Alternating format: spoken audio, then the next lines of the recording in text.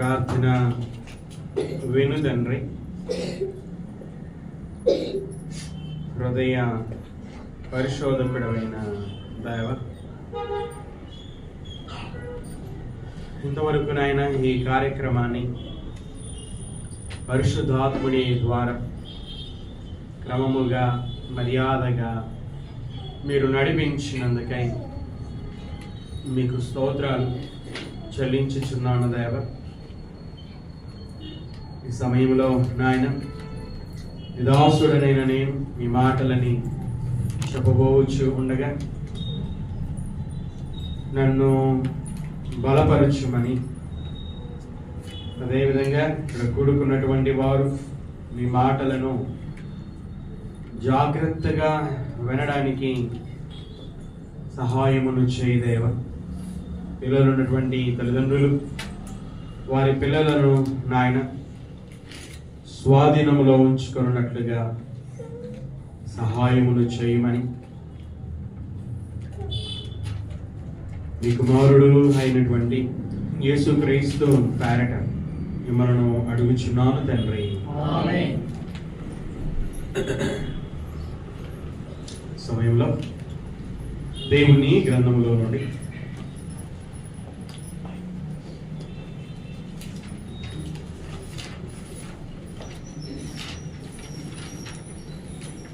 లూకా సువార్త 15వ అధ్యాయము 21వ వచనాన్ని మనము చదువుకుందాం. అప్పుడు ఆ కుమారుడు అతనితో తండ్రి, నేను పరలోకమునకు విరోధముగాను నీ ఎదుటను పాపము చేసి తిని ఇక మీదట నీ కుమారుడనని అనిపించుకొనుటకు యోగ్యుడను కాననెను. నేను పరలోకమునకు విరోధముగాను నీ ఎదుటను పాపము చేసి తిని. కుమారుడు తండ్రితో పలికినటువంటి మాటలు సందర్భమును మనము ఆలోచన చేసినట్లయితే 1 మరియు 2 వచనాలను మనము చదువుకుందాం. ఒకప్పుడు సమస్తమైన సుంకరులను పాపులను ఆయన బోధ వినుటకు ఆయన దగ్గరకు వచ్చుచుండగా పరిసయ్యులను శాస్త్రులను అది చూచి ఇతడు పాపులను చేర్చుకొని వారితో కూడా భోజనము చేయుచున్నాడని చాలా సనువు కొనిరి. యేసుక్రీస్తు దగ్గరికి సమస్తమైనటువంటి సుంకరులను పాపులను వచ్చారు. ఎందుకు వచ్చారు అంటే ఆయన బోధ వినడానికి వచ్చారు. వారు ఆయన దగ్గరకు వచ్చుచున్నప్పుడు ఆయన వారిని చేర్చుకున్నాడు. వారితో కూడా భోజనము చేశాడు. సుంకరులను పాపులను యేసుక్రీస్తు వారు చేర్చుకున్నాడు, భోజనం చేశాడు వారితో. దానిని పరిసయ్యులు శాస్త్రులు చూశారు. చూసి ఇతడు పాపులను చేర్చుకొని వారితో కూడా భోజనము చేయుచున్నాడని చాలా సనుగుకొనిరి.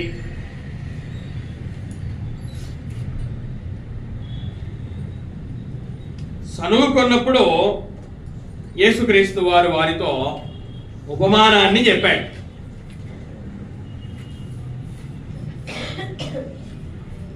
3వ వచనం నుంచి 7వ వచనం వరకు తప్పిపోయిన గొర్రెను గూర్చినటువంటి ఉపమానాన్ని ఆయన చెప్పాడు.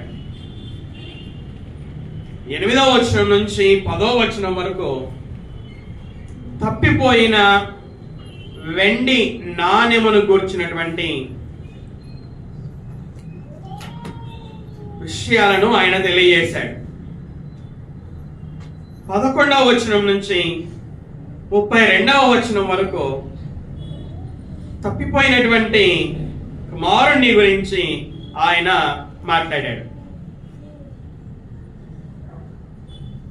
గొర్రె, వెండి నాణ్యము, కుమారుడు.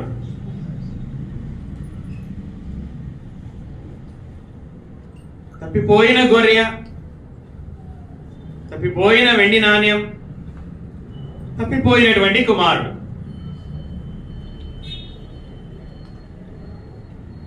గొర్రె విషయంలో తప్పిపోయిన గొర్రె, వెండి నాణ్యం విషయంలో తప్పిపోయిన వెండి నాణ్యం, కుమారుని విషయంలో తప్పిపోయిన కుమారుడు.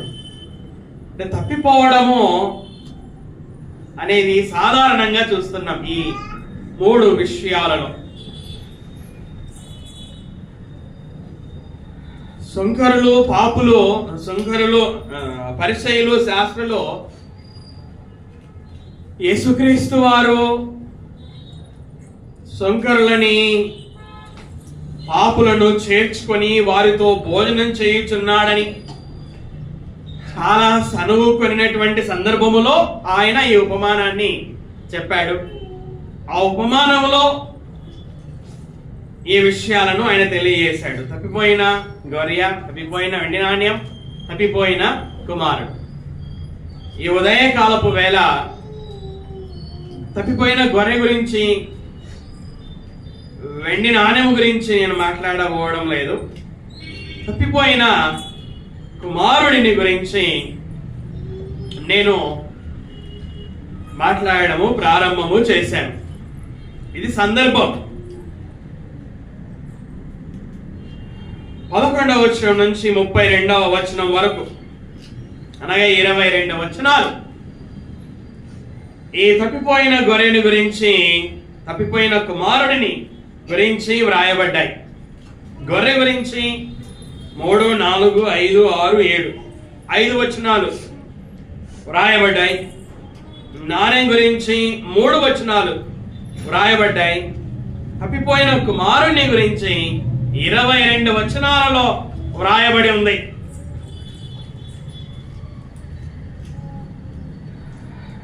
మనం 11వ వచనం నుంచి మనం చదువుకున్నట్లయితే, ఒక మనిషినికి ఎంతమంది కుమారులు ఉన్నారట?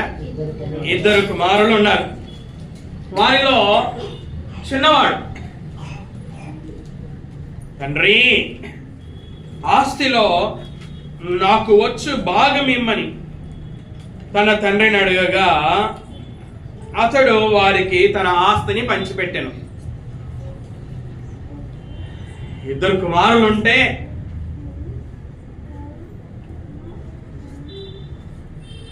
ఆ కుమారులకి తండ్రి చనిపోయిన తర్వాత తండ్రి ఆస్తిని 2 కుమారులకి పంచిపెట్టడము మనందరము కూడా ఎరిగినటువంటి విషయం. కానీ తండ్రి బ్రతికి ఉండగానే కుమారుడు, అది చిన్న కుమారుడు, ఆస్తిలో నాకు రావాల్సిన భాగము ఇమ్ము అని అడగడము ఇతనికి ఓపిక లేకపోవడాన్ని తెలియజేస్తుంది. మొదటి వర్తమానంలో ఓపిక గురించి మనం విన్నాం కదా. యేసుక్రీస్తు వారు ఓర్చుకున్నాడు. కానీ ఈ చిన్న కుమారుడు ఓపిక కలిగిన వాడు కాడు. తండ్రి బ్రతికి ఉండగానే ఆస్తిలో నాకు రావాల్సిన భాగాన్ని ఇవ్వమని అడగడం ద్వారా ఓపిక లేనివాడని, కుటుంబంలో తండ్రి అధికారానికి లోబడి బ్రతకడానికి ఇష్టపడక వేరున్న గోరి స్వతంత్రతను కోరుకున్నట్లుగా మనకి అర్థమవుతుంది. అదే 13వ వచనాన్ని మనం చదువుకుంటే, తండ్రి అడిగినట్లుగా ఆస్తి పంచిపెట్టాడు. 13వ వచనంలో, కొన్ని దినములైన తర్వాత ఆ చిన్న కుమారుడు సమస్తమును కూర్చుకొని దూరదేశమునకు ప్రయాణమైపోయి అచ్చట తన ఆస్తిని దుర్వ్యాపారం వలన పాడు చేసెను. సమస్తమును కూర్చుకొని దూరదేశమునకు ప్రయాణమైపోయి, తండ్రి నుంచి వేరై, అన్న నుంచి వేరై, కుటుంబం నుంచి వేరై దూరదేశానికి ప్రయాణమైపోవడం ఈ చిన్న కుమారుడు తీసుకున్నటువంటి ఒక తప్పుడు నిర్ణయం. నూతన సంవత్సరమున నూతన తీర్మానాలు అనేకులు చేసుకొని ఉంటారు. ఇక్కడ ఉన్నటువంటి మీలో ఎంతమంది నూతన తీర్మానాలు చేసుకున్నారు? నేను పనిచేసిన విక్టరీ బ్యాప్టిస్ట్ బైబిల్ కాలేజీలో ప్రెసిడెంట్ గారి పేరు జాషువా బష్మే గారు. ఆయన భార్య పేరు నిషా. ఆ సహోదరి గారు వాట్సాప్లో మెసేజ్ పెట్టారు, పాస్టర్ గారు, నేను ఈ సంవత్సరము స్త్రీల మధ్యలో వాడబడాలని, యవనస్తుల మధ్యలో అత్యధికముగా వాడబడాలని నేను నిర్ణయం తీసుకున్నాను. కనుక మీ సంఘములో ఉన్నటువంటి స్త్రీల మధ్య, యవనస్తుల మధ్య వాడబడడానికి అవకాశాన్ని కల్పించండి అని వాట్సాప్ మెసేజ్ పెట్టారు. ఓకే మేడం, మేము ప్రార్థన చేసి మీకు తెలియజేస్తామని నేను చెప్పడం జరిగింది. ఇక్కడ నేను తెలియజేయాలనుకున్న విషయం ఏమిటంటే, ఆ సహోదరి గారు ఒక నిర్ణయం తీసుకున్నారు. ఇక్కడ చిన్న కుమారుడు కూడా నిర్ణయం తీసుకున్నాడు. ఈ నిర్ణయము ఎటువంటిది అంటే, సరి అయినటువంటి నిర్ణయము కాదు. మనము 11వ అధ్యాయం నుంచి 32వ వచనం, 11వ వచనం నుంచి 32వ వచనం వరకు మనం చదువుకున్నట్లయితే ఇతని నిర్ణయము ఒక తప్పుడు నిర్ణయముగా మనకు అర్థమవుతుంది. తప్పుడు నిర్ణయం తీసుకున్నాడు. ఆ తప్పుడు నిర్ణయము అతని జీవితాన్ని పాడు చేసినట్లుగా మనకి అర్థమవుతుంది. చూడండి, మనం చదువుకున్నటువంటి 21వ వచనంలో, 21వ వచనం మరలా చదువుకుందాం. అప్పుడు ఆ కుమారుడు అతనితో తండ్రి, నేను పరలోకమునకు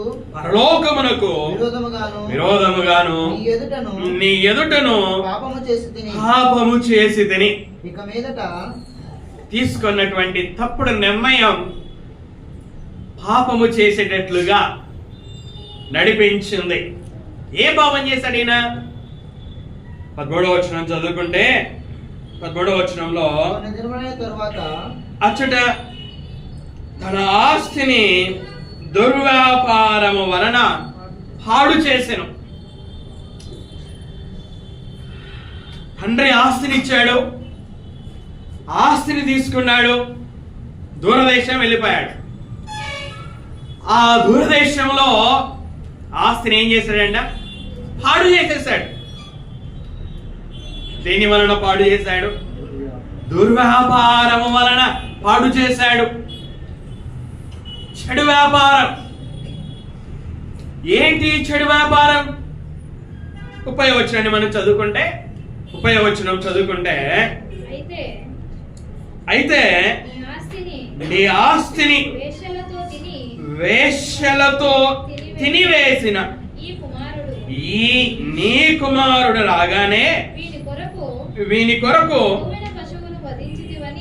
క్రొవ్విన దూడను వధించితివని చెప్పెను. ఆ పెద్ద కుమారుడు తండ్రితో మాట్లాడుతున్నటువంటి సందర్భం ఇది.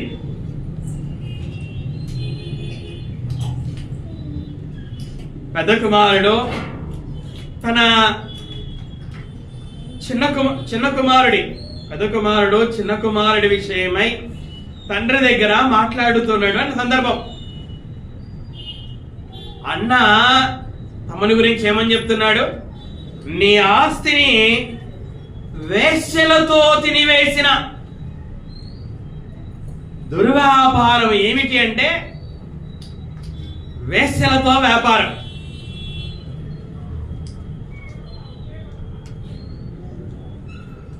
వేశ్యలతో తన జీవితాన్ని దూరదేశంలో గడిపాడు. వేశ్య అంటే ఏంటో, వేశ్యలతో ఆస్తిని పోగొట్టుకోవడం అంటే ఏంటో ఇక్కడ ఉన్నటువంటి మనమందరం కూడా ఎరిగినటువంటి వారమే. దేవుడు ఇశ్రాయేలీయులకి ఆజ్ఞలు ఇచ్చాడు. ఆ ఆజ్ఞలలో ఒక ఆజ్ఞ ఏమిటంటే వ్యభిచరింపకూడదు కదా, వ్యభిచరింపకూడదు. దేవుడు కొరింథీ సంఘానికి పరిశుద్ధాత్ముని ప్రేరేపణ చేత పౌలు గారి ద్వారా వ్రాయించిన మాట ఏంటంటే,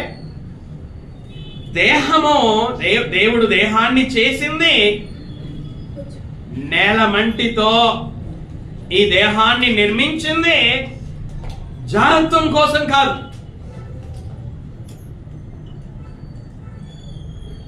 అందుకే జారత్వానికి దూరంగా పారిపోవడి అని రాశాడు దేవుడు, వ్రాయించాడు దేవుడు.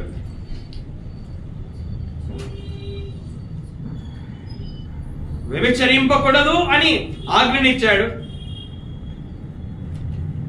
దేహం జారత్వం కోసం కాదు కనుక జారత్వానికి దూరంగా పారిపోండి అని వ్రాయించాడు.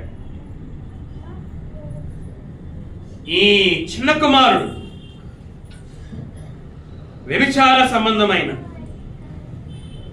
లేక జారత్వ సంబంధమైనటువంటి పాపం చేశాడు. ఏం పాపం చేశాడు అంటే ఈ పాపం చేశాడు.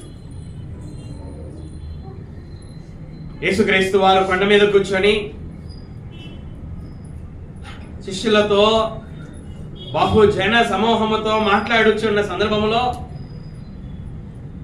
ఒక స్త్రీని మోహపు చూపుతో చూచు ప్రతివాడు తన హృదయములో వ్యభిచారము చేసినవాడు అని అన్నాడు. యేసుక్రీస్తు వారు వ్యభిచారానికి ఆ మూలాన్ని గురించి మాట్లాడాడు. మూలం మోహపు చూపు. బైబిల్లో మనకి రకరకాల చూపులు ఉన్నాయి కదా. సౌలు దావీదు మీద విషపు చూపు చూశాడు అని వ్రాయబడి ఉంటుంది కదా. మోహపు చూపే వ్యభిచారానికి నడిపిస్తుంది. కనుక యేసుక్రీస్తు వారు మూలము విషయమే మాట్లాడాడు. ఆయన మోహపు చూపు చూస్తే వ్యభిచారము చేసినట్లుగా ఈ చిన్న కుమారుడు చేసినటువంటి పాపము ఇది.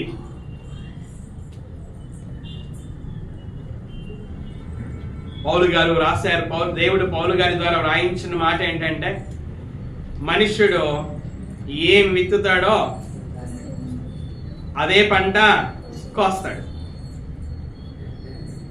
వ్యభిచారం లేక జారత్వం అనే పంటను విత్తాడో అదే పంటను కోసినట్లుగా మనం చూస్తాం.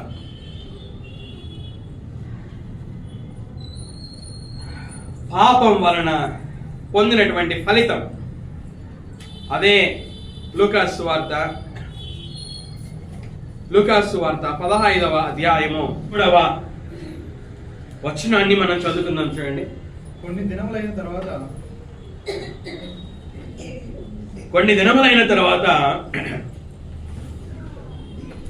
ఆ చిన్న కుమారుడు సమస్తమును కూర్చుకొని దూరదేశమునకు ప్రయాణమైపోయి అచ్చట తన ఆస్తిని దుర్వ్యాపారం వలన పాడు చేసెను. పాప ఫలితం ఏంటి? ఫలితం ఆస్తి అంతా పాడైపోయింది. తండ్రి ఆస్తిని సంపాదించాడు. ఆ ఆస్తిని కుమారుడు పాడు చేశాడు. పాప ఫలితం అది ఆర్థిక నష్టం. పాప ఫలితం ఏంటి? ఆర్థిక నష్టం. సామెతల గ్రంథంలో 5వ అధ్యాయంలో జారత్వం గురించి మాట్లాడుతూ పురుషునితో మాట్లాడుతూ జార స్త్రీ ఉండే ప్రదేశానికి పోవద్దు అని మాట్లాడుతూ, నువ్వు ఒకవేళ పోతే నీ ఆస్తి వలన నీ భార్య తృప్తి పొందకుండా, పిల్లలు తృప్తి పొందకుండా పరులు తృప్తి పొందుతారు. నీ కష్టార్జితం అన్నిలో ఇల్లు, నీ ఇల్లు కాకుండా వింటున్నారా? నీ ఇల్లు కాకుండా అన్నిల ఇల్లు చేరును.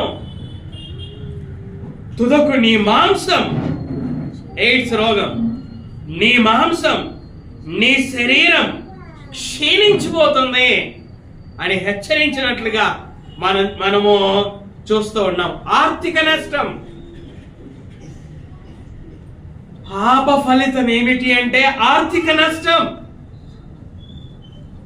తండ్రి సంపాదించిన ఆస్తికి నష్టం కలగడం, తల్లిదండ్రులు సంపాదించిన ఆస్తికి నష్టము కలగడం, ఇంటిలో ఇతరులు సంపాదించిన ఆస్తికి నష్టము కలగడం పాప ఫలితం. 14వ వచనంలో అదంతయు ఖర్చు చేసిన తర్వాత, తండ్రి నుంచి ఏమైతే ఆస్తి తీసుకొని పోయాడో అదంతా కూడా ఖర్చు అయిపోయింది.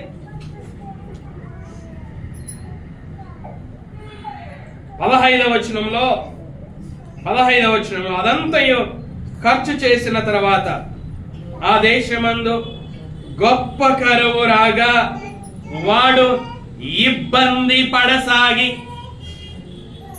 పాప ఫలితం ఏంటి? ఇబ్బంది. ఈ చిన్న కుమారుడి జీవితంలో ఇబ్బందికి గల కారణం పాపం. ఆర్థికంగా దరిద్రుడు కావడానికి కారణం పాపం.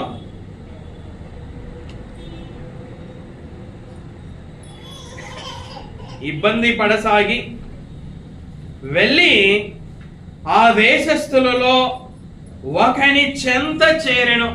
ఏం పరిస్థితి అండి ఇది? ఆ దేశస్థులలో ఒకని చెంత చేరాడు. పాపం ఆకర్షిస్తుంది. పాపం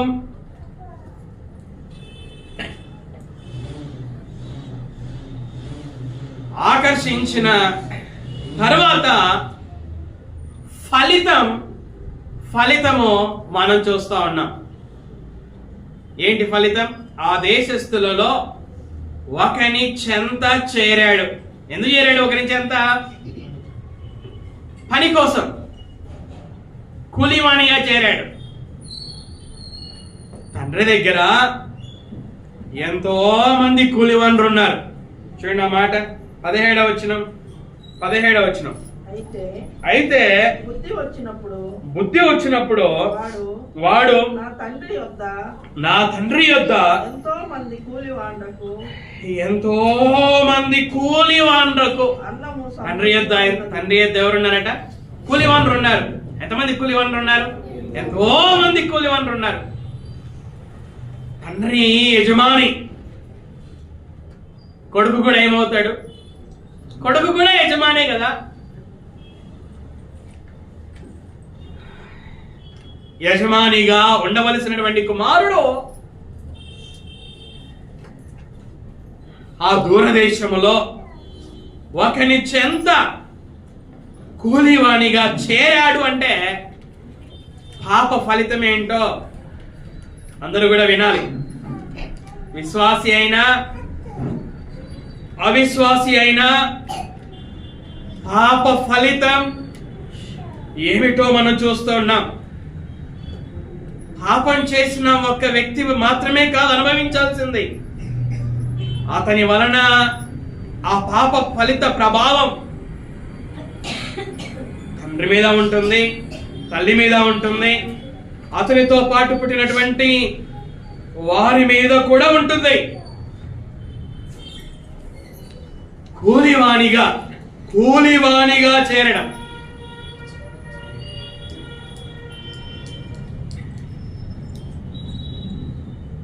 కూలివాండ్రకి అన్నము సమృద్ధిగా ఉంది, కానీ యజమాని కుమారుడు ఎలా ఉన్నాడట? నేనైతే ఇక్కడ ఆకలికి చచ్చిపోవచ్చున్నాను. ఆకలి పాప ఫలితం ఏంటి? ఆర్థికంగా నష్టపోయాడు, ఇబ్బంది పడసాగాడు, కూలివాణిగా చేరాడు, ఆకలికి చచ్చిపోవచ్చు ఉన్నాడు. పాప ఫలితము డబ్బును పాడు చేస్తుంది, అదే విధంగా శరీరాన్ని కూడా పాడు చేస్తుంది, అదే విధంగా మనస్సును కూడా పాడు చేస్తుంది. మనసు పాడవదా? డబ్బులు లేవు, ఆ దేశంలో గొప్ప కరువు వచ్చేసింది, పని పోవాల్సిన పరిస్థితి వచ్చింది. తర్వాత ఎక్కడికి వెళ్ళాడట? పందులు ఉన్నటువంటి యజమాని దగ్గరికి వెళ్ళాడట. ఆ యజమాని ఏం చేశాడు?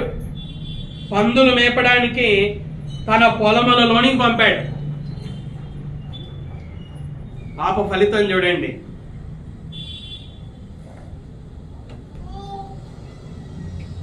ఆస్తి కావాలని అడిగాడు, ఆస్తి ఇచ్చిన తర్వాత సమస్తము సమకూర్చుకొని తండ్రి నుంచి వెళ్ళిపోయాడు. ఆ ఆస్తితో తనకిష్టం వచ్చినట్లు జీవించాడు, అంటే పాపం చేశాడు. కానీ పాప ఫలితము ఏం చేసింది? పందులు మేపడానికి పోయేటట్లు చేసింది.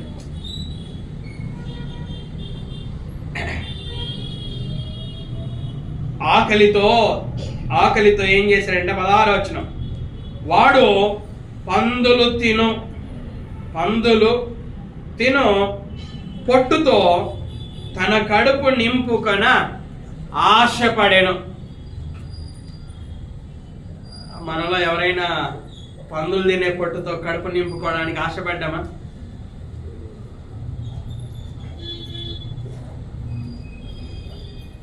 అప్పుడప్పుడు రోడ్ల మీద చూస్తూ ఉంటాం మనం. కొంతమంది తిని పడవేసిన ఆ ప్రదేశాలకు వెళ్ళి వేరుకొని తినడం మనం చూస్తూ ఉంటాం. మానసిక స్థితి బాగా లేని వాళ్ళు అలా చేస్తూ ఉంటారు.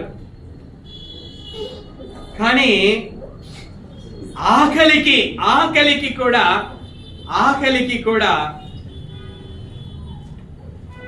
కొంతమంది చేయడము మనం చూస్తాం. ఇక్కడ ఈ కుమారుడు పందులు తిను పొట్టుతో తన కడుపు నింపుకన ఆశపడాను. గాని ఈ మాటలో చూడండి, గాని ఎవడునో వానికి ఏమీ ఇయ్యలేదు. పందులు తినే పొట్టును కూడా ఇవ్వలేదండి. ఎలా జరుగుతుందా అంటే ఖచ్చితంగా ఇలా జరుగుతుంది. జీవితం బాగోలేకపోతే ఖచ్చితంగా ఇలా జరుగుతుంది. ఒక ఆయన ఇక్కడ తిరుగుతూ ఉంటాడు, త్రాగుతాడు. 100 రూపాయలు ఇవ్వండి సార్ మరలా ఇస్తానంటే నేను ఇవ్వను. తాగడానికి అని తెలుసు కనుక ఇవ్వను. పక్కన బేకరీ దగ్గరికి వెళ్ళాడు. పాస్టర్ గారు మీకు ఫోన్ పే చేస్తాడు, నాకు 100 రూపాయలు అని. ఆ హోటల్ ఆయన అన్నాడు, పో అన్నాడు. నేను ఇవ్వలేదు, ఆయన ఇవ్వలేదు. ప్రాక్టికల్గా జరిగిన విషయం. ఎందుకు ఇవ్వలేదు అంటే అతడు అడుగుతున్నది త్రాగడం కోసమని.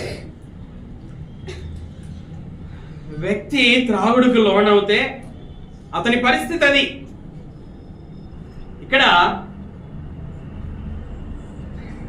పందులు తినే పొట్టుతో కడుపు నింపుకోవడం ఆశపడ్డాడు, కానీ ఎవడనో వానికి ఏమీయో ఇయ్యలేదు. పాప ఫలితం ఇది.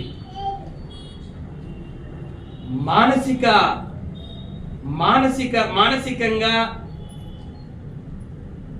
ఇబ్బందికి గురి అవుతున్నట్లుగా, ఆకలికి గురి అవుతున్నట్లుగా, ఆర్థిక ఇబ్బందికి గురి అవుతున్నట్లుగా మనము ఈ వ్యక్తి జీవితంలో చూస్తూ ఉంటున్నాం.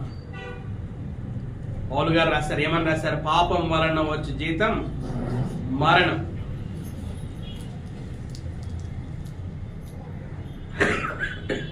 అయితే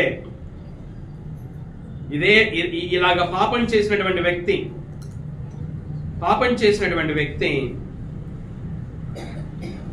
ఏం చేశాడో మనము 21వ వచనంలో మొదటి ప్రారంభంలో మనం చదువుకున్నాం. నేను పరలోకమునకు విరోధముగాను నీ ఎదుటను పాపము చేసి తిని, తన తండ్రి దగ్గర ఒప్పుకొనిచ్చినటువంటి విషయం 17వ వచనాన్ని మనం చదువుకుందాం. అయితే బుద్ధి వచ్చినప్పుడు వాడు నా తండ్రి యొద్ద ఎంతో మంది కూలివాండ్రకి అన్నము సమృద్ధిగా ఉన్నది. నేనైతే ఇక్కడ ఆకలికి చచ్చిపోవచ్చున్నాను. దేవునికి స్తోత్రం. బుద్ధి వచ్చింది, పాపం చేశాడు, పాప ఫలితాన్ని అనుభవించాడు. అయితే అదే పాపముతో చనిపోయేంత వరకు కూడా జీవించలేదు. ఒక రోజు బుద్ధి వచ్చింది.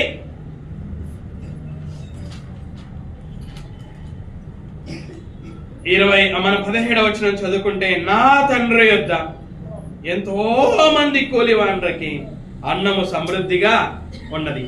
తన తండ్రిని జ్ఞాపకం చేసుకున్నాడు. తన తండ్రి దగ్గర ఎంతో మంది కూలివాండ్రు ఉన్నటువంటి విషయాన్ని జ్ఞాపకం చేసుకున్నాడు. ఆ కూలివాండ్రకి అన్నము సమృద్ధిగా ఉన్న విషయాన్ని జ్ఞాపకం చేసుకున్నాడు.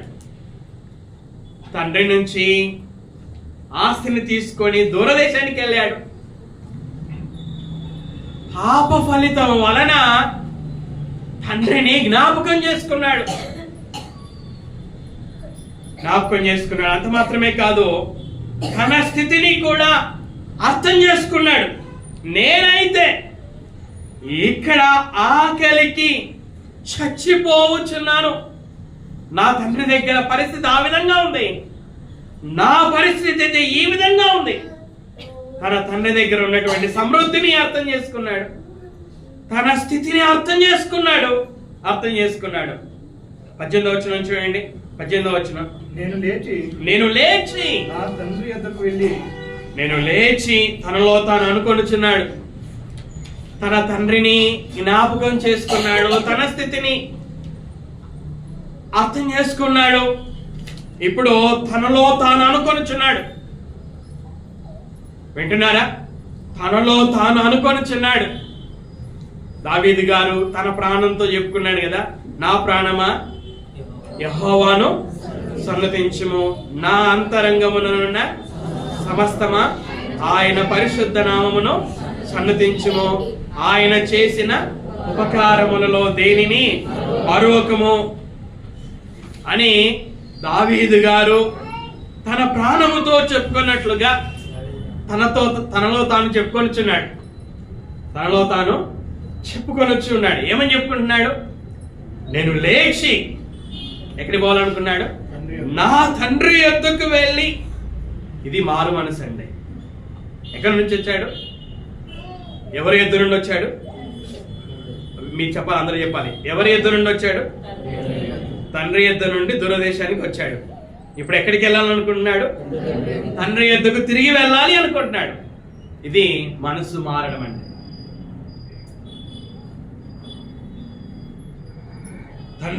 నా తండ్రి యొద్దకు వెళ్ళి ఏం చెప్పాలనుకుంటున్నాడు? తండ్రి ఇంకా వెళ్ళలేదు, చెప్పలేదు. వెళ్ళక మునుపు వెళ్ళి చెప్పాలని తనలో తాను అనుకొనొచ్చు ఉన్నాడు. తండ్రి, నేను పరలోకమునకు విరోధముగాను నీ ఎదుటను పాపము చేసి తిని నేను పాపం చేశాను అని గ్రహించాడు. తనలో తాను చెప్పుకోవడము ద్వారా ఏమర్థం చేసుకున్నాడు? నేను పాపం చేశాను. బాప్తిసం తీసుకొనని వారు మీరు మొట్టమొదటిగా గ్రహించాల్సిందే, మీరు దేవుని ఎదుట పాపము చేసిన వారు అని గ్రహించాలి. నాలో మనము పాపము చేయలేదని చెప్పుకొని ఎడల దేవుడిని అబద్ధికునిగా చేస్తారట. అలా చెప్పే వారిలో ఆయన సత్యము, ఆయన వాక్యానికి చోటు లేదు అట. ఈ యొక్క చిన్న కుమారుడు తనలో తాను చెప్పుకొనొచ్చు ఉన్న ఆ మాటలలో అతడు నేను పాపిని అని అర్థం చేసుకున్నాడు. ఇక మీదట నీ కుమారుడనని అనిపించుకొనుటకు యోగ్యుడను కాను, నన్ను నీ కూలి వారిలో ఒకనిగా పెట్టుకొనుమని అతనితో చెప్పుదుననుకొని లేచి తండ్రి యొద్దకు వచ్చాను. ఈ మాటల ద్వారా మనకు అర్థమయ్యేది ఏమిటి అనగా, ఈ చిన్న కుమారుడు తాను పాపిని అని అర్థం చేసుకున్నాడు. తన పాప విషయమై తన మనస్సును మార్చుకున్నాడు. నేను దేవుని ఎదుట పాపం చేశాను, అలాగే భూలోకంలో ఉన్నటువంటి అలాగే నా తండ్రి ఎదుట పాపం చేశాను అని గ్రహించాడు. పాప విషయమై మనసును మార్చుకున్నట్లుగా మనం చూస్తూ ఉన్నాం. చూడండి, మారు మనసు, ఇతడు తన మనస్సును మార్చుకున్నాడు అని మనకు ఎలా అర్థమవుతుంది? ఇతడు మారు మనసు పొందాడు అనడానికి రుజువుగా ఉన్నటువంటి క్రియ ఏమిటి అని మనము వాక్యాన్ని పరిశీలన చేసినట్లయితే 19వ వచనంలో ఏమని రాయబడింది? లేచి తండ్రి యొద్దకు వచ్చెను. లేచి ఏం చేశాడు? లేచి ఎందుకు లేచాడు? తండ్రి యొద్దకు రావడానికి లేచాడు. మారు మనసు పొందాడు అనడానికి క్రియ ఇదే. పాపాన్ని గ్రహించాడు, పాప విషయమై తన మనస్సును మార్చుకున్నాడు అనడానికి, మారు మనస్సు పొందాడు అనడానికి క్రియ ఏమిటి అంటే లేచి తండ్రి యొద్దకు వెళ్ళడం. వెళ్ళి ఏమని చెప్తున్నాడు చూడండి, 21వ వచనం. తండ్రి యొద్దకు వచ్చెను, వాడింకా దూరముగా ఉన్నప్పుడు తండ్రి వారిని చూచి, వాడింకా దూరముగా ఉన్నప్పుడు తండ్రి వారిని చూచి, తండ్రి ఏం చేశాడట? చూశాడు. చూసి ఏం చేశాడు? కనికరపడి, యేసుక్రీస్తు వారు గురిటి వారిని చూసి కనికరపడ్డాడు. యేసుక్రీస్తు వారు ఆకలితో ఉన్న వారిని చూసి కనికరపడ్డాడు. యేసుక్రీస్తు వారు చనిపోయిన ఒక తల్లికి ఒకే కొడుకు చనిపోయాడు, పాతి పెట్టడానికి తీసుకుని వెళ్తా ఉన్నారు. ఆ తల్లి ఏడుస్తా ఉంది, విధవరాలు ఏడుస్తూ ఉండడం చూసి కనికరపడ్డాడు. అలాగే ఇక్కడ పాపాన్ని తెలుసుకొని పాప విషయమై మనసు మార్చుకొని తిరిగి తండ్రి దగ్గరికి వస్తున్నటువంటి కొడుకును చూసి తండ్రి ఏం చేశాడు? కనికరపడి ఇంకా ఏం చేశాడు చూడండి. కనికరపడి, ప్రతి మాటను కూడా అర్థం చేసుకోండి. కనికరపడి పరుగెత్తి వాని మెడ మీద పడి ముద్దు పెట్టుకొనెను. కనికరాన్ని మనము ఇలాగా అతని క్రియలలో చూస్తున్నాం. పరిగెత్తి వాని మెడ మీద పడి ముద్దు పెట్టుకోవడం మనం చూస్తున్నాం. 21వ వచనం. అప్పుడు ఆ కుమారుడు అతనితో, ఇది సందర్భం, తండ్రి, నేను పరలోకమునకు విరోధముగాను నీ ఎదుటను పాపము చేసి తిని ఇక మీదట నీ కుమారుడనని అనిపించుకొనుటకు యోగ్యుడను కాదనెను. కుమారుడు తండ్రి దగ్గర తాను చేసినటువంటి పాపాన్ని ఒప్పుకొనొచ్చు ఉన్నట్లుగా మనం చూస్తూ ఉన్నాం. అతిక్రమములు దాచిపెట్టువాడు వర్ధిల్లడు. వాటిని ఒప్పుకొని, అతిక్రమాలను అర్థం చేసుకున్న తర్వాత వాటిని ఒప్పుకొని, నరేష్ బ్రదర్ వింటున్నారా? అతిక్రమాలను అర్థం చేసుకొని వాటిని ఒప్పుకొని విడిచిపెట్టువాడో కనికరము పొందును. ఈ కుమారుడు తన పాపాన్ని, దేవుని ఎదుట చేసినటువంటి పాపాన్ని, తండ్రి ఎదుట చేసినటువంటి పాపాన్ని దాచిపెట్టుకోకుండా ఒప్పుకొనుచున్నట్లుగా, విడిచిపెట్టుచున్నట్లుగా మనకి అర్థమవుతుంది. అనిపించుకున్నకు యోగ్యుడును కానెను. 22వ వచనం. అయితే తండ్రి కనికరాన్ని మనం చూస్తాం చూడండి. అయితే తండ్రి తన దాసులను చూచి ప్రశస్త వస్త్రము త్వరగా తెచ్చి వీనికి కట్టి, వీని చేతికి ఉంగరము పెట్టి, పాదములకు చెప్పులు తొడిగించుడి, క్రొవ్విన దూడను తెచ్చి వధించుడి, మనము తిని సంతోషపడదము. తెచ్చి ఏం తెమ్మని దాసులకు ఆజ్ఞాపించాడు? తండ్రి ఆజ్ఞాపించాడు, దాసులకు ఆజ్ఞాపించాడు. ఏమని ఆజ్ఞాపించాడు? తెమ్మని ఆజ్ఞాపించాడు. ఏం తెమ్మని ఆజ్ఞాపించాడు? ప్రశస్త వస్త్రము, అంటే మంచి ఉత్తమమైనటువంటి వస్త్రాన్ని తెమ్మని ఆజ్ఞాపించాడు. అది కూడా ఎలా తెమ్మన్నాడు? త్వరగా తెమ్మన్నాడు. తెచ్చి వీనికి కట్టి, తర్వాత వీని చేతికి ఏం పెట్టమన్నాడు? ఉంగరము పెట్టి, తర్వాత ఏం తొడిగించమన్నాడు? పాదములకు చెప్పులు తొడిగించుడి, క్రొవ్విన దూడను తెచ్చి వధించుడి, మనము తిని సంతోషపడదుము. ఈ నా కుమారుడు చనిపోయి మరలా బ్రతికెను, తప్పిపోయి దొరకెనని చెప్పెను. అంతట వారు సంతోషపడసాగిరి.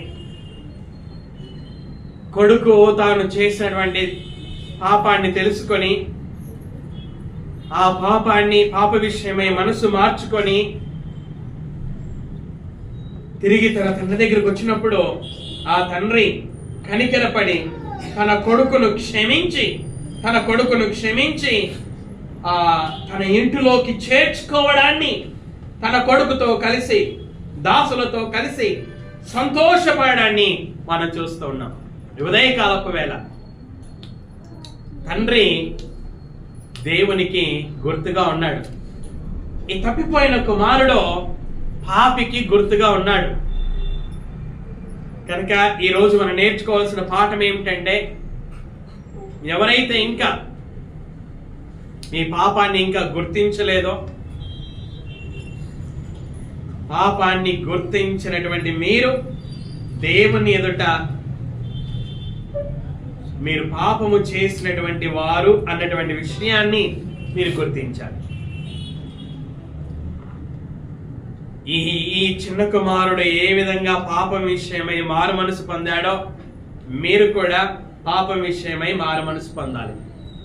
ఈ చిన్న కుమారుడు మారు మనసుకు తగిన క్రియను ఏ విధంగా లేచి తండ్రి యొద్దకు వెళ్ళడం ద్వారా ఆ క్రియను చేశాడో మీరు కూడా నిజంగా బాప్తిసం ఎవరైతే తీసుకోలేదో మీరు నిజంగా మీ పాప విషయమై మీ మనస్సును మార్చుకొని ఉన్నట్లు అయితే మీరు కూడా లేచి దేవుని యొద్దకు రావలసినటువంటి వారే ఉన్నారు. హృదయంలో విశ్వాసం ఉంచి యేసును ప్రభువు అని నోటితో ఒప్పుకొని పాప క్షమాపణ కోసం విశ్వాసం ఉంచి రక్షణ కోసం దేవునికి ప్రార్థన చేసి బాప్తిస్మం తీసుకోవడానికి మీరు కూడా ముందుకు రావలసినటువంటి వారై ఉన్నారు. ఎప్పుడైతే మీరు అలాగే చేస్తారో ఆ తండ్రి ఏ విధంగా కనికరపడ్డాడో దేవుడు కూడా మీ మీద కనికర పడతాడు. మీరు ఎప్పుడైతే దేవుని దగ్గరికి వచ్చి మీ పాపాలను ఒప్పుకుంటారో అప్పుడు ఆయన నమ్మదగిన వాడు, నీతిమంతుడు గనక ఆయన మీ పాపాలను క్షమించువాడుగా ఉన్నాడు. తన కుమారుడైన యేసుక్రీస్తు రక్తము ద్వారా ఆయన సమస్త దుర్నీతి నుండి మిమ్మల్ని పవిత్రులుగా చేయువాడే ఉన్నాడు. ఒకవేళ మీరు నాలో ఏ పాపం లేదో, పాస్టర్ గారు నాలో ఏ పాపం లేదో అని మీరు ఒకవేళ చెప్పేవారుగా ఉన్నట్లయితే, మీ మనసులో మీరు అనుకొని ఉన్నట్లయితే దేవుణ్ణి మీరు అబద్ధికునిగా చెయ్యవారు అవుతున్నారు. ఆయన వాక్యం మీలో ఉండదు అని వాక్యము సెలవిస్తుంది.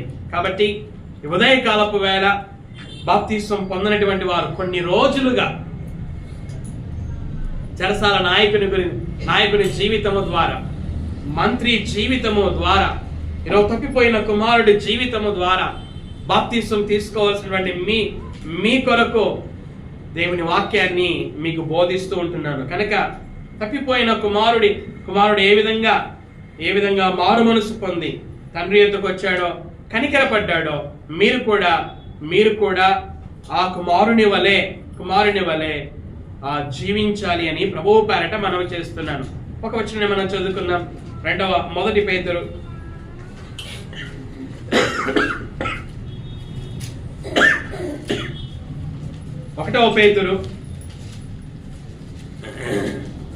1వ పేతురు 2వ అధ్యాయము మొదటి 3 వచనాలను మనం చదువుకుందాం. ప్రభువు దయాళుడని మీరు రుచి చూచి ఉన్న ఎడల సమస్తమైన దుష్టత్వమును సమస్తమైన కపటమును వేషధారణను అసూయను సమస్త దూషణ మాటలను రాని క్రొత్తగా జన్మించిన శిశువులను పోలిన వారై నిర్మలమైన వాక్యమును పాల వలన రక్షణ విషయంలో ఎదుగు నిమిత్తము ఆ పాలన అపేక్షించుడి. పేతురు గారు రక్షణ పొందిన వారికి ఈ మాటలు రాశాడు. కాబట్టి ఇంతవరకు నేను బాప్తిస్మం ఎవరైతే తీసుకోలేదో వారికి నేను వాక్యం చెప్పాను. ఈ వాక్యము బాప్తిస్మం తీసుకున్నటువంటి వారికి, నూతనంగా జన్మించినటువంటి మీకు, రక్షణ పొందినటువంటి మీకు పేతురు గారు ఏమని రాస్తున్నారు? రక్షణలో ఎదుగు నిమిత్తము. రక్షణలో ఏం కావాలంటే, మీరు రక్షణ పొందిన మీరు ఏం కావాలి? ఎదగాలి. ఎదగకుండా చేసేవి కొన్ని ఉన్నాయి. విత్తనం వేసిన తర్వాత మొలకెత్తుతుంది. మొలకెత్తిన తర్వాత అది ఇంకా ఎక్కువ పెరిగి పంట ఇవ్వకుండా కొన్ని కలుపు మొక్కలు ఉంటాయి. అంటే అది పెరగకుండా అడ్డుపరిచే కలుపు మొక్కలు ఉంటాయి. మీ అందరికీ బాగా తెలుసు.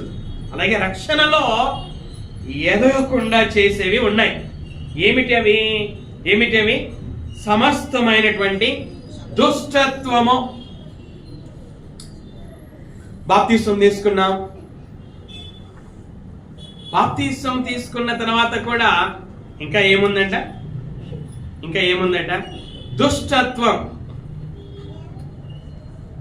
సమస్తమైన దుష్టత్వం అంటే చెడుతనం ఎన్ని విధాలుగా ఉంది?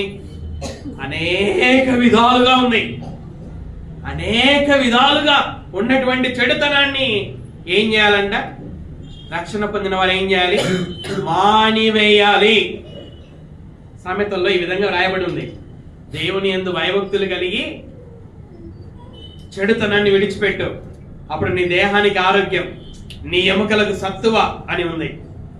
అనేక సార్లు లేక కొన్నిసార్లు అనారోగ్యానికి గల కారణం ఏమిటంటే మనలో ఉన్న చెడుతనం. యేసుక్రీస్తు వారు ఒకరితో మాట్లాడుతూ, నువ్వు పాపం చేయవద్దు, బాగు చేసిన తర్వాత నువ్వు పాపం చేయవద్దు అని చెప్పడాన్ని మనం చూస్తాం. కాబట్టి రక్షణ పొందినటువంటి మనలో ఏ విధమైనటువంటి చెడుతనం ఒకవేళ ఏదైనా ఉంటే దాన్ని మనం ఏం చేయాలి? మానివేయాలి. తర్వాత ఏమన్నాడు? సమస్తమైన కపటం అంటే మోసం, విశ్వాసులలో మోస స్వభావం కలిగిన విశ్వాసులు.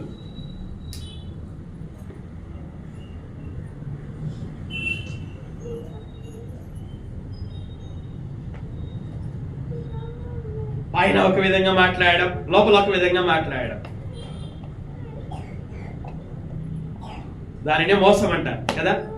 మేలి పండు చూడు మేలిమై ఉండును, పొట్ట విప్పు చూడు పురుగులు ఉండును. మోసానికి మంచి ఉదాహరణ. కాబట్టి ఈ మధ్యాహ్నపు వేళ మనలో, విశ్వాసులమైనటువంటి మనలో ఏదైనా మోసం ఉందా? దాన్ని మనం మానివేద్దాం. తర్వాత ఏమంట? వేషధారణ. పరిసయ్యులు శాస్త్రులలాగా వేషధారణ. మనలో వేషధారణ ఉందేమో.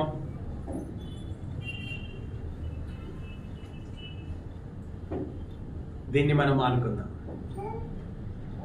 చెడుతనం ఉంటే ఎదగలేం, మోసం ఉంటే ఎదగలేం, వేషధారణ ఉంటే ఎదగలేం. ఇంకొకటి ఏంటంటే అసూయ. ప్రమాదం అండి ఇది. యోసేపు మీద అన్నలు అసూయపడ్డారట, దావీదు మీద సౌలు గారు అసూయపడ్డారట.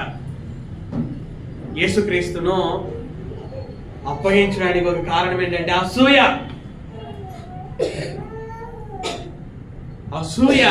ఎముకలను పాడు చేస్తుందట. మత్సరము ఎముకలకు బలం అని చెప్పరా దేవుడు. మత్సరము ఎముకలకు కుళ్ళు.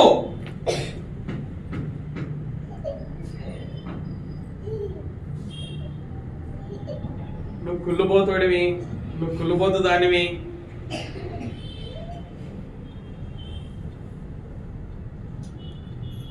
చాలా ప్రమాదం కుళ్ళు. అసూయ రక్షణలో ఎదగకుండా చేస్తుంది. సమస్త దూషణ మాటలు. నిన్న పాస్టర్స్ మీటింగ్కి వెళ్ళాను. పాస్టర్స్ మీటింగ్కి వెళ్తే ఒక పాస్టర్ గారు సంఘంలో ఉన్నటువంటి సెక్రటరీ గురించి మాట్లాడుతూ ఉన్నాడు. సెక్రటరీ 77 సంవత్సరాల సెక్రటరీ దూషణ మాటలు మాట్లాడాడట. సెక్రటరీ సంఘంలో వాక్యం తెలియని సెక్రటరీ, వాక్యం తెలిసే సెక్రటరీ అట్లా మాట్లాడాడు అనుకోండి. వాక్యం తెలియని సెక్రటరీలు ఉండడం,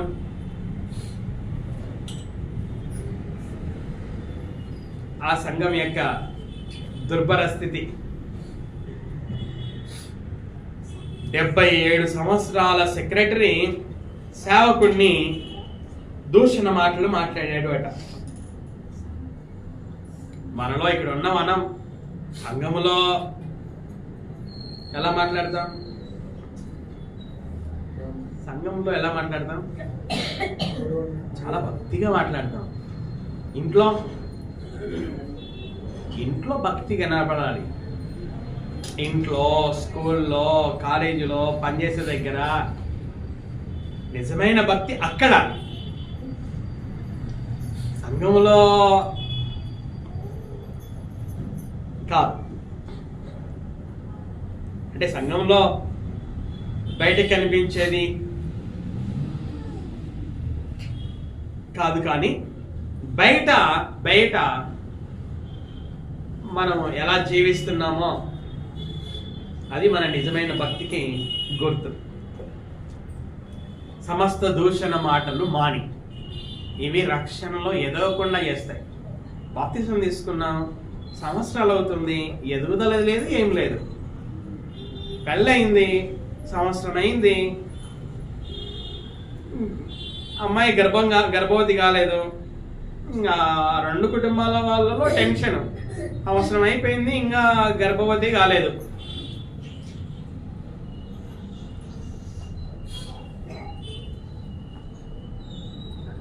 రక్షణ పొందాను, సంవత్సరాలు అవుతుంది, ఎదుగుదల లేదు, ఏం లేదు.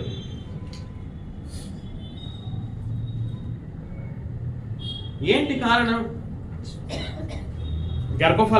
గర్భవతి కాలే. ఏంటి ప్రాబ్లం? అబ్బాయిల ప్రాబ్లమా, అమ్మాయిల ప్రాబ్లమా? హాస్పిటల్కి వెళ్ళి చూపించుకోండి. రెండు కుటుంబాల వాళ్ళు చెప్పేది ఇదే కదా. సంవత్సరాలు అవుతుంది, రక్షణలో ఎదుగుదలనే లేదు. ఏంటి కారణం? ఏంటి కారణము? ఏదో సమస్య ఉంది. పాస్టర్ గారిని వెళ్ళి కలవండి. పాస్టర్ గారు సంవత్సరాలు అవుతుంది బాప్తిసం తీసుకొని, నాలో ఎదుగుదలనే లేదు. పాస్టర్ గారిని కలవండి. వాక్యం తెలిసిన వాళ్ళని కలవండి. వాళ్ళ వాక్యం చేత మీ సమస్యకు పరిష్కారం చూపిస్తారు. కనుక ఈ ఉదయకాలపు వేళ బాప్తిసం పొందినటువంటి వారు చిన్న కుమారుడి వలె మీరు జీవించవలసినటువంటి వారే ఉన్నారు. బాప్తిసం తీసుకున్నటువంటి వారు రక్షణలో ఎదగకుండా చేస్తున్నటువంటి వాటిని మీరు మానివేయండి. రక్షణలో ఎదగడానికి వాక్యాన్ని ధ్యానించండి. దేవుడు ఈ విధంగా చేయుటకు మనకు సహాయమును చేయునుగాక. ప్రార్థన చేసుకుందాం.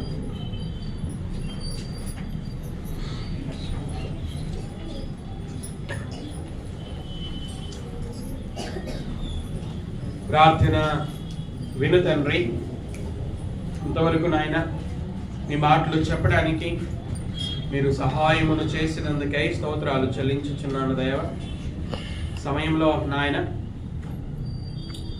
చెప్పినటువంటి నేను, అదేవిధంగా నాయన వినినటువంటి వారు నీ మాటల ప్రకారంగా నడుచుకోవడానికి మేము జాగ్రత్త తీసుకున్నట్టులో సహాయం చేయమని మీ కుమారుడైన యేసుక్రీస్తు పేరిట మిమ్మల్ని అడుగుచున్నాను తండ్రి. ఆమేన్.